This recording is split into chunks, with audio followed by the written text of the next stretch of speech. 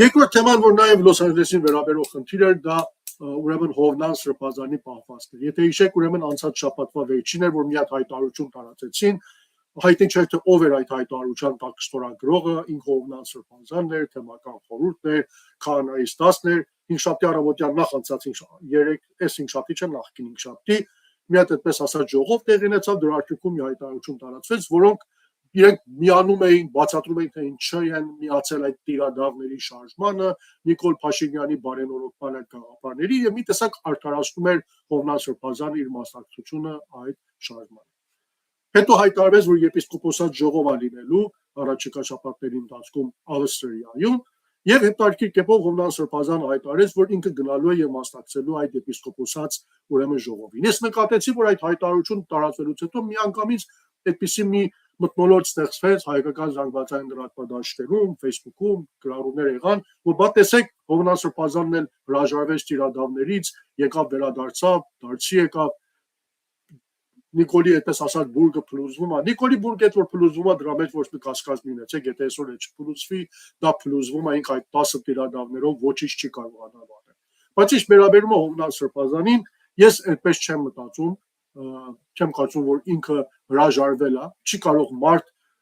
մեկ շաբաթ առաջ մեկ այլ հայտարարություն արած լինի, իսկ մեկ շաբաթվա ընթացքում 180 աստիճանով կամ 100%-ով իր տեսակետները փոխվեն եւ ճիշտ հակառակ տեսակետ արտահայտի, ասի հիմա ես գնում եմ եպիսկոպոսած ժողովին մասնակցեմ։ Եթե այդպեսին է, շատ անսկզբունքային մարդ է եւ չգիտեմ ինչպես կարելի է նման մեծ թեմի կառավարումը հանձնել նման անսկզբունքային մարդու, որ շաբաթը մեկ տեսակետ է փոխում։ Ես այդպես ասած շատ այդ տիրադավեր ովքեր մնդում են իրաց խոսքի վրա մնացել են, գուցե շատ ավելի այդպես ասած սկզբունքային են, կամ մարդ ով մեկ շաբաթվա ընթացքում փոխվում է, հաջորդ շաբաթ էլ կարող է լրիվորեն էլի 180 աստիճանով հակառակ մեկ ընթացք իրարի եւ ուրիշ ընթացք ցուցաբերի։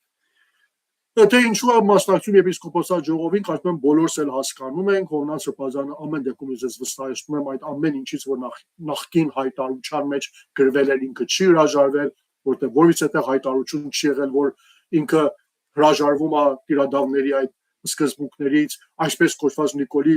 եկեղեցում բարեկարգման ծրագրին ինքը չի հետևում, չի ցանկանում այլևս դրան մասնակցել, սխալվել անցած շաբաթվա այդ հայտարարությամբ։ Նման հայտարարություններ չեն եղել, ու եթե նման հայտարարություններ չեն եղել, ես պարտավոր եմ հիմք ընդունել, որ այդ ամեն ինչը, որ ինքն ասել էր անցած շաբաթ, մնում է ուժի մեջ,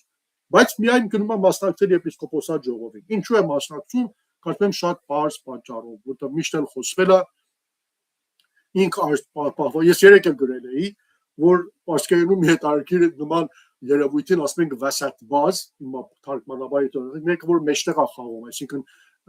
թե այս կողմին է պահում, թե մյուս կողմին է պահում, երկերեսարիություն է ցուցաբերում, չի հստակեցնում իր դիրքորոշումները, որպեսզի ցանկացած բայի, այդպես ասած, մանևրելու հնարավորություն տա, թե Նիկոլին է սիրաշահում, Նիկոլին է պահում իր կողքին, թե այս մեկ կողմն է փորձում չկորցնի հանկարծ այս կողմի եւ փորձում մեջտեղ խաղալ, որը շատ վտանգավոր է, որտեղ այդ աղվեսի այդ խորամանկությամբ փորձում են այդպես ասած այնպես ձևացնել, որ իրենք կողմ են, բայց վերջի պահին կարող են լրիվորեն հակառակ ընթաց ցուցաբերել։ Ես կարծում եմ եպիսկոպոսատ ժողովին մասնակցել հենց նման նպատակ է հետապնդում։ Կարծում եմ այնտեղ ինքը գնում է, որպեսզի դույն բարեկարգիչների նպատակները այնտեղ ներկայացնի, ամեն դեպքում մեկը պիտի գնա այդ դանի, Նիկոլա մյուս տիրադավներին չի թողնելու հավանաբար մասնակցեն, բայց ինքը այստեղից գնում է մասնակցի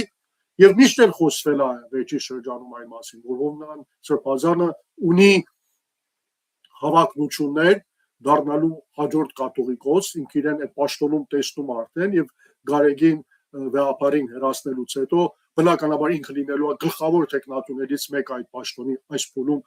հավանաբար տեխնատուներից մեկն է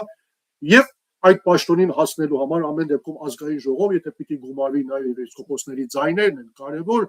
միայն այդ 10 տիրադավների ինքը ձայներով չի կարող ամեն դեպքում իր նպատակին հասնել։ Նույնիսկ եթե հասնեն վեհապար Այրապետի հրաժարականին, այն 10 տիրադավների կողմ ձայներն են, եթե ամբողջությամբ ունենա մյուս տիրադավ իր ընկերների, բավարար չեն լինելու կաթողիկոսության համար, ինքը կարիք պետք է ունի նաև այս կողմում կանգնած վեհապարի կողքին կանգնած եպիսկոպոսների ձայների, ասում եմ, եթե հանկարծ հասնեն վեհապարի հրաժարականին կամ թոշակի հասնեն իմ այսօր անունը դնենք, հետաբար ինքը փորձում է այդ հավասարակշռությունը պահել եւ այնպես ասած գնալ առաջ շատ հստակ դիրքորոշումներ հայտնելու հույս ունենալով, որ վերջում կարողանա իր շուրջ համախմբում ձևացնել, որ իբր ես չեզոք եմ եղել, ես շատ չեմ այս մեկ կողմի հետ եղել եւ կարողաներ իր նպատակին հասնել։ Բայց մեկը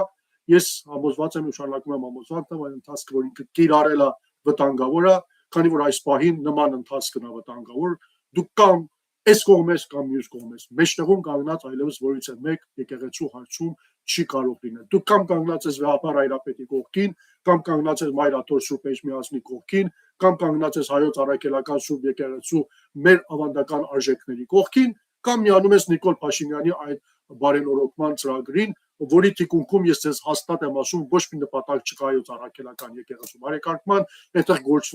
գործում կանգնած են աղանդավորական շատ հսկա,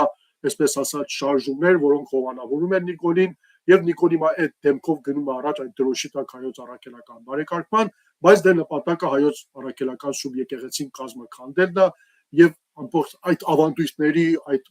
հազարամյա ավանդույթների կործանումն է, որպեսզի նաեւ այդ աղանդավորական շարժումները կարողանան հասնել իր նպատակներին։ Տեսակ արդեն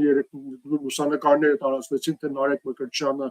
Միացյալ Նահանգներում Հայաստանի դեսպան ինչպես էր հանդիպել մորմոնական եկեղեցու ներկայացուցիչների հետ, գիտենք նրանք նույնիսկ Միացյալ Նահանգներում այդքան ընդունված եկեղեցի կամ հավայր չէին, որ գնում են նրանց հետ հանդիպում են, ես չգիտեմ ինչ անեն։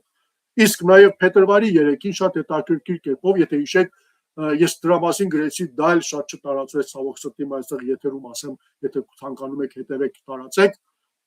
Եթե հիշեք, անցած տարի հունվարի 6-ին փետրվարին Նիկոլ Փաշինյանը մասնակցեց Վաշինգտոնում, այսպես ասած, նախաճաշի աղոթքի նախաճաշին, որի շրջագծում նաև ինչ-որ միջոցառում եղավ,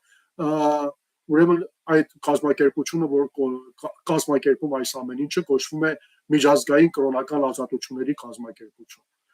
Հիմա շատ հետաքրքիր է, որ ծրագրի մեջ ինձ համար ես բաժանորդագրված եմ, ինձ համար իրենց տեղեկությունները իմեյլով գալիս է, երեք պատահաբար բացեցի իմեյլներից մեկը, տեսա, որ փետրվարի 3-ին մի հատ միջոցառում են կազմակերպել այս տարվա աղոթքի նախաճաշի ընթացքում, անունը դրել են Save Armenia, փրկեք Հայաստանը։ Եվ երբ կարդում ես գրածած Հայաստանը փրկենք, ես ինչ գիտեմ կոտորածներից, Հայաստանը փրկենք, ես ինչ գիտեմ այս եկեղեցին փրկենք, ինչ անենք, ինչ չանենք։ Հիմա շատ հետաքրքիր է, որ այս մարդիկ Նիկոլի բարեկամներն են բոլորը, նույն մարդիկ են, ովքեր աջակցում են Նիկոլին, կանգնած են Նիկոլի կողքին։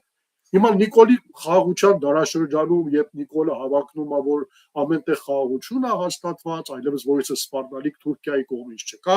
Ադրբեջանի կողմից չկա, մենք այլևս սպառնալիքի տակ չենք, պատերազմի վտանգ չկա, պատերազմ չի լինելու, ամեն ինչը հաշտ համերաշխ է, Ադրբեջանն այնքան լավն է, որ Վահագն Խաչատրյանը շնորհակալություն է հայտնում Ալիևի այդպես բարությունների համար։ Հիմա հետաքրքիր է, որ այս մարդիկ այլևս ինչ են ուզում փրկեն, որ նման միջոցառում են կազմակերպել փետրվարի 3-ին, իդեպ փրկում են ճաշկերույթով, lunch and reception անունով, այսինքն ճաշ եւ ընդունելության միջոցով են Հայաստանը փրկել։ Ժամանակից առաջ չգնանք, սպասենք փետրվարի 3-ը կգա, տեսնենք այդ միջոցառումը ինչ է լինելու, բայց ուզում եմ ընդհանուր առմամբ ասել, որ շատ հետաքրքիր, այսպես ասած, զուգահեռ գործընթացներ են գնում, չգիտեմ, չեմ կարող վստահությամբ ասեմ, բայց նաեւ դա ինչ-որ աշխատանք ակուցեն Նիկոլի կողմից, այդպես ասած եկեղեցին փրկելը ոչ թե եկեղեցին Թուրքիայից, այսպես կոչված կամ Ադրբեջանից փրկելն է, կամ ինչպես Նիկոլն է հիմա այդ գաղափարը տարածում, ես ինչ գիտեմ, փրկելն է հայոց առաքելական Սուրբ եկեղեցին վերականգնելն է եւ գուցե այդպիսի բաներ սկսեն այդտեղ տարածել։ Սպասենք տեսնենք ուրեմն ինչ առաջ կգա։ Միշտ գլխավոր թեմային անցնելը մեկ շատ կարճ թեմայի անդրադառնամ եւ հետո անցնեմ Միշեկի թեմային, որին